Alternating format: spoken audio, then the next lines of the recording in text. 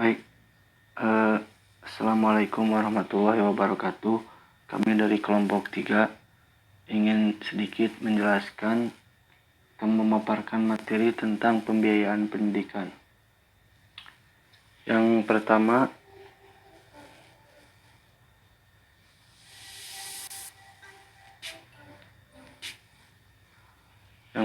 mungkin susunan konsep yang akan kita bahas ya tentang manajemen pembiayaan pendidikan. Yang pertama adalah konsep dasar pembiayaan pendidikan, yang kedua sumber-sumber pembiayaan, yang ketiga perencanaan anggaran dan belanja lembaga pendidikan, yang keempat pelaksanaan anggaran pendidikan, dan yang kelima pengawasan pembiayaan pendidikan.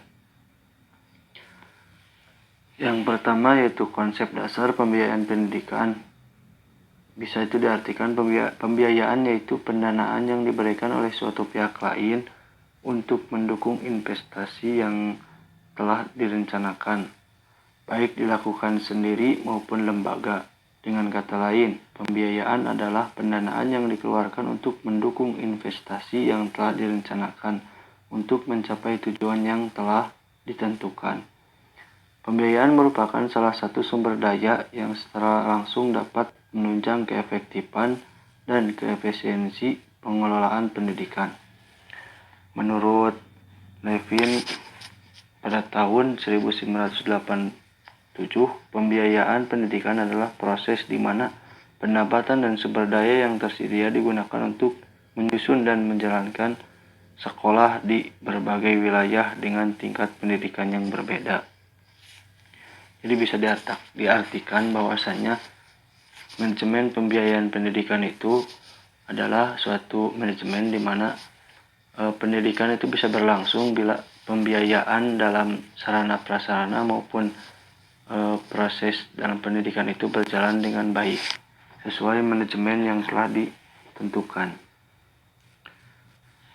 Yang selanjutnya yaitu konsep dasar pembiayaan pendidikan.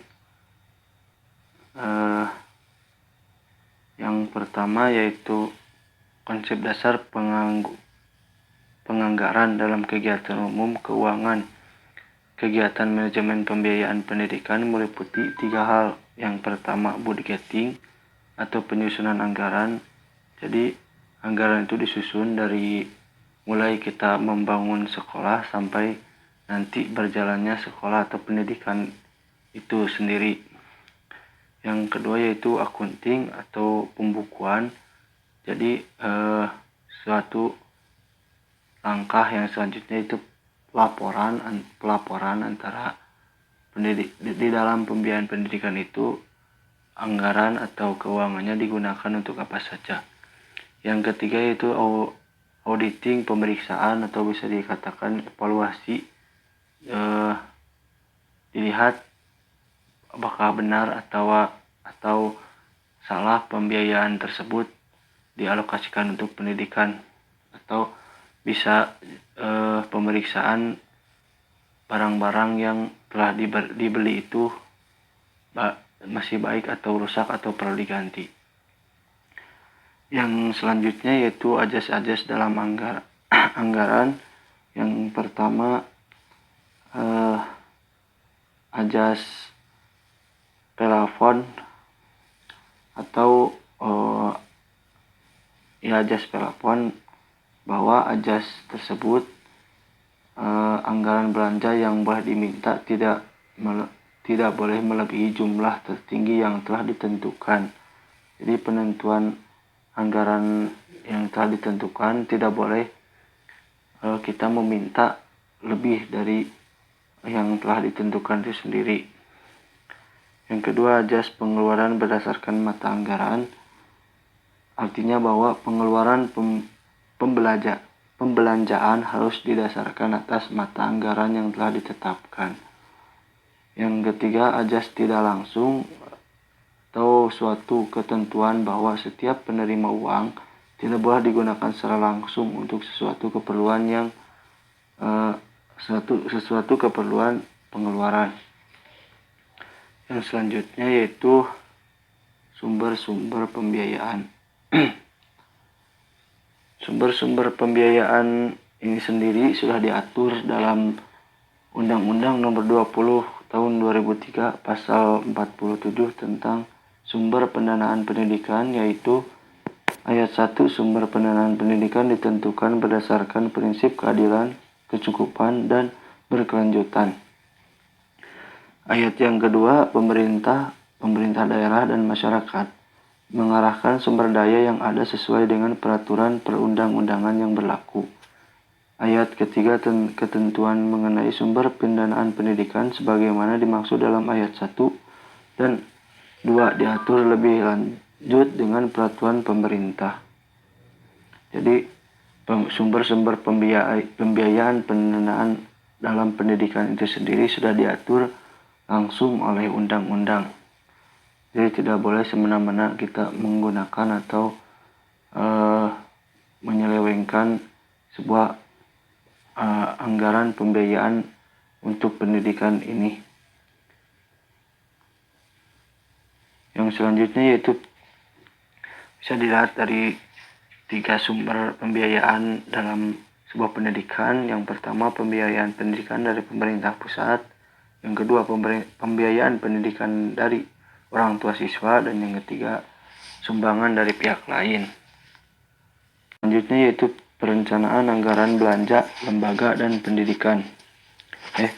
Perencanaan anggaran dan belanja lembaga pendidikan. Jadi sebelum kita membelanjakan sebuah sumber pembiayaan, maka perencanaan itu harus dilakukan. Seperti halnya sumber keuangan dan pembiayaan pada suatu lembaga pendidikan dapat dikelompokkan dalam 3 sumber. Yang pertama yaitu pemerintah, baik itu pemerintah pusat dan pemerintah daerah yang bersifat umum dan khusus dan diperuntukkan dalam lembaga pendidikan.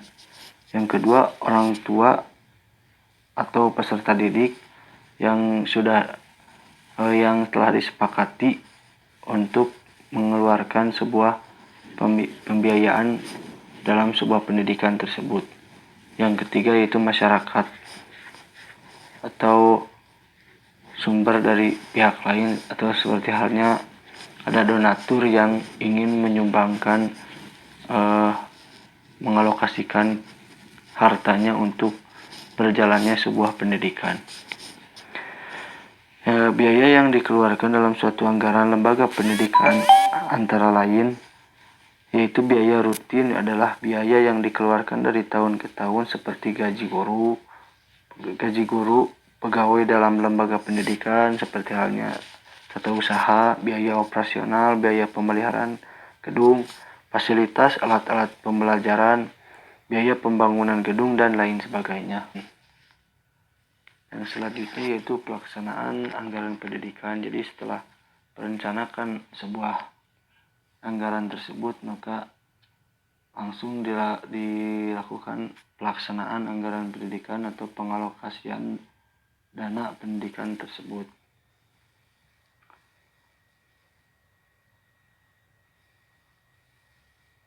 Dalam melaksanakan anggaran pendidikan, hal yang perlu dilakukan adalah membukukan atau accounting. Pembukuan mencakup 2 hal, yaitu pengurusan yang menyangkut kewenangan, menentukan kebijakan menerima atau mengeluarkan uang, serta tindak lanjut, yakni menerima, menyimpan, dan mengeluarkan uang. Jenis pengurusan kedua disebut juga dengan pengurusan bendaharawan. Ada beberapa komponen yang perlu dibiayai dengan menggunakan uang dan dana belajar. Jadi berikut adalah komponen-komponen yang perlu dibiayai dengan menggunakan pendanaan dari sumber pendanaan belajar tersebut. Yang pertama, honorium untuk pemimpin atau penanggung jawab edukatif. Yang kedua, honorium untuk sumber belajar. Yang ketiga, honorium untuk pemimpin umum lembaga Diklusemas. Yang keempat, honorium untuk penata usaha dan pembantu-pembantunya. Yang kelima, biaya perlengkapan dan peralatan. Yang keenam, pemeliharaan prasarana dan sarana.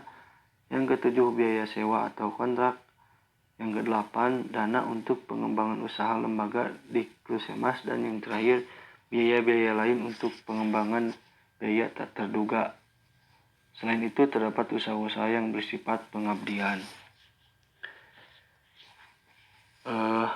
Pembiayaan pendidikan dari orang tua siswa atau pembiayaan pendidikan tersebut dari pemerintahan pusat atau pemerintahan daerah, dari orang tua siswa ataupun sumbangan dari pihak lain.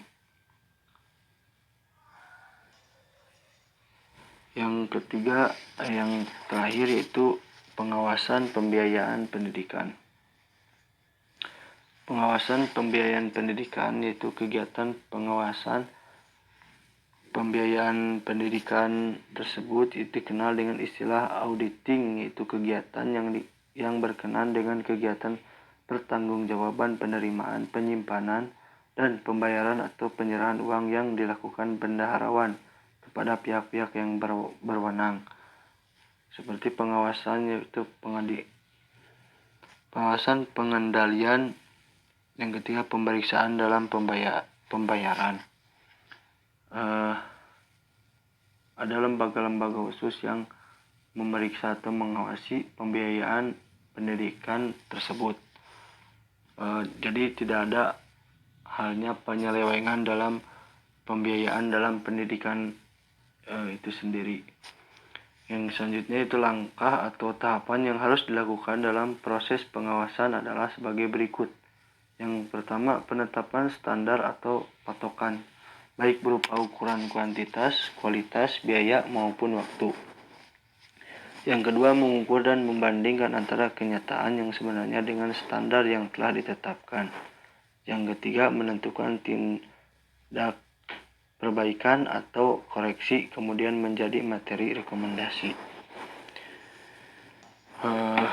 Mungkin itu saja yang bisa saya sampaikan. Kurangnya mohon untuk dimaafkan. Untuk bila mana ada yang tidak dipahami, silahkan untuk ditanyakan. Mungkin itu saja. Wallahul muwaffiq ila aqwamit thoriq. Wassalamualaikum warahmatullahi wabarakatuh.